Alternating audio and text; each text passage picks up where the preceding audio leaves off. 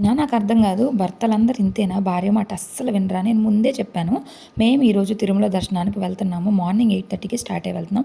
నేను ఇంట్లోనే ఏదో ఒక బ్రేక్‌ఫాస్ట్ చేస్తా తిందాము అంటే, కాదు కాదు పైన అన్నమయ్య భవన్‌లో బావుంటది తిందామన్నారు. తీరా అక్కడికెళ్తే చుట్టుపక్కల యాంబియన్స్ ఎంత బాగుందో, వెయిటింగ్ కూడా అంతకంటే దారుణంగా ఉంది.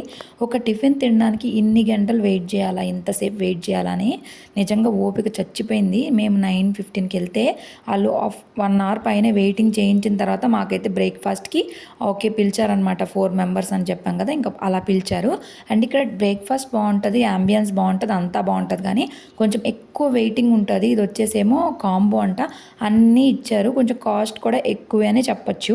ఇక ఒక్కొక్కళ్ళం ఒక్కొక్క ఐటెమ్ అయితే తీసుకొని తిన్నాము.